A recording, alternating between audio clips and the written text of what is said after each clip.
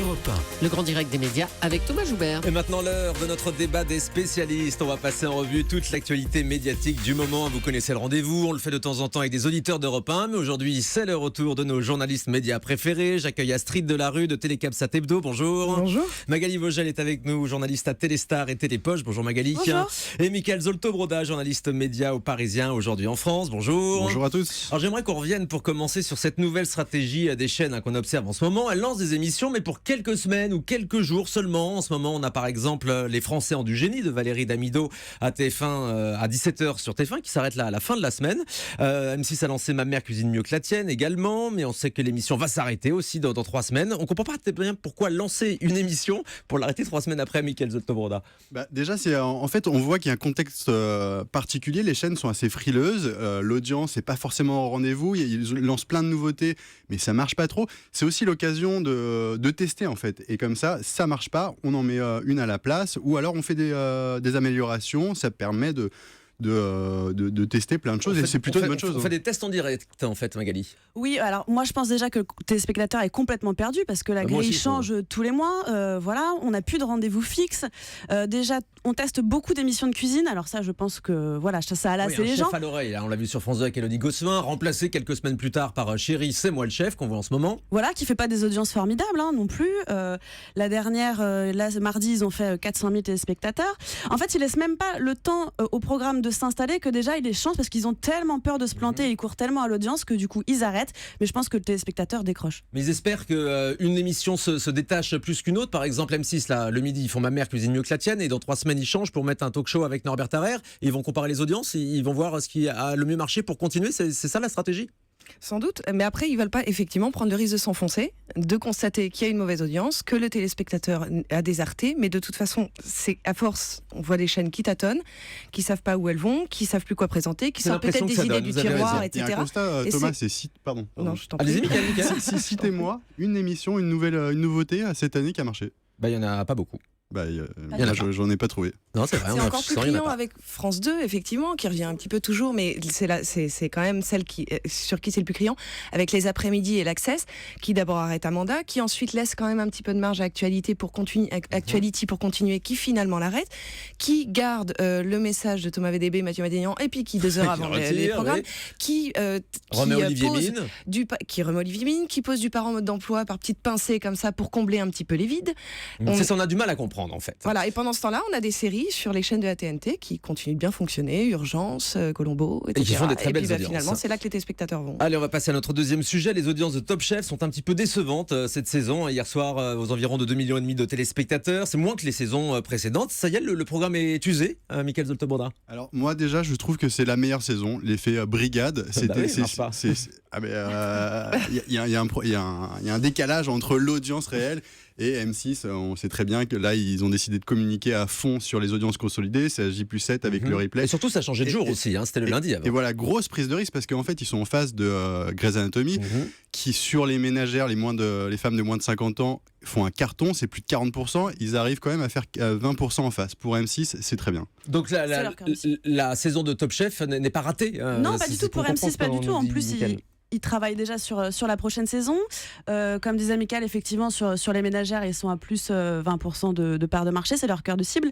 Les annonceurs sont très contents. M6 est ravi aussi parce que Top Chef a une très bonne image. Hier, ils ont quand même fait 2,7 millions. C'est pas un plantage, cette saison. Il y aura une saison 8, vous pensez, Magali Vogel? Une saison, oui. Saison 9, non? Saison 8, il y en aura une 8, il y en aura, c'est sûr. Donc voilà, a priori, M6 ne fait pas la saison de trop, si on résume votre pensée, Astrid Delarue. Non, après, il y a peut-être effectivement la petite lassitude d'un programme qui est déjà bien connu, qui est plus novateur aujourd'hui, alors qu'il l'était à l'époque où il a démarré. Après, je pense que voilà, on le voit dans cette saison, Top Chef a fait vraiment cet effort à se renouveler en piochant intelligemment et pas comme ça en vrac des concepts venus d'ailleurs, comme The Voice, le principe des battles, etc. Maintenant, oui, il y a toujours... Force est de rejoindre un peu les téléspectateurs dans cette mise en scène qui est un petit peu, toujours un petit peu exacerbée. Il y a énormément de mise en scène. Oui, les chefs sont très présents. Est-ce que c'est à tort ou à raison? Je sais pas. Après, c'est Mais pour vous, il y a pas de lassitude. Non, il y a effectivement cette petite désertion peut-être à prendre en compte.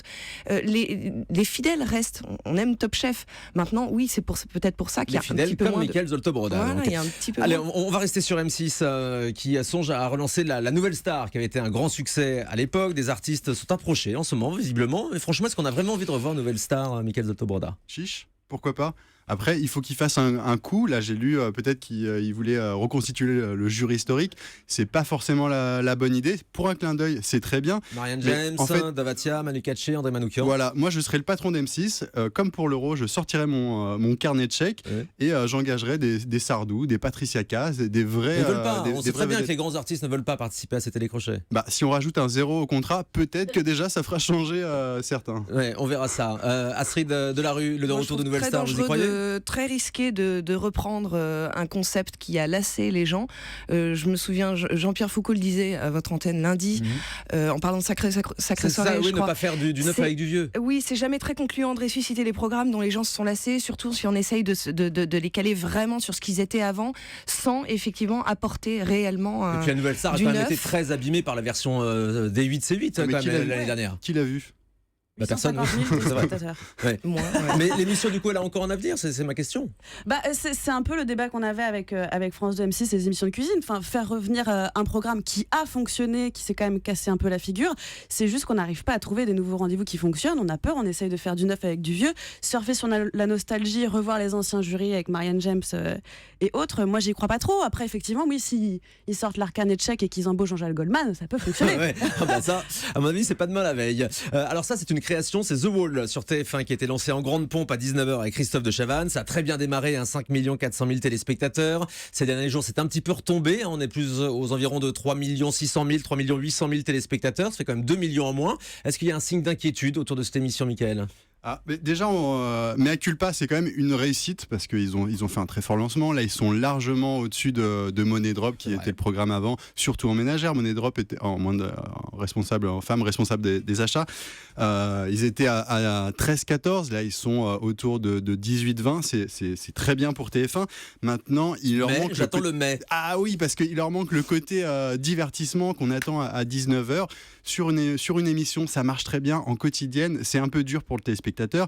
Et je pense que là, ils sont en train de faire des améliorations, notamment avec De Chavannes qui bossent sur l'animation un peu plus légère. Quoi. Voilà, il faut que Christophe de Chavannes se lâche un petit peu dans The Wall. Oui, tout à fait. Il est trop timide, il est trop effacé. Tout tient sur les binômes. Par exemple, lundi, ils étaient à 4 millions. Mardi, ils sont à 3,5 millions. Je pense que effectivement, si la ménagère, le téléspectateur n'accroche pas sur ce binôme, Ça dépend si des candidats. l'alchimie ne se fait pas, en fait, Christophe de Chavannes, il fait pas le show. Il est très en retrait. Il fait un peu passe-plat. Je pense que c'est pas le rôle qu'il fallait lui donner. Et donc, si tout fonctionne sur les binômes et que l'alchimie se fait pas en 5 minutes, le téléspectateur peut décrocher effectivement. Astrid Delarue, il va y avoir des petits changements dans The Wall prochainement? je ne sais pas. Après, effectivement, Christophe de Chavannes a assuré y travailler.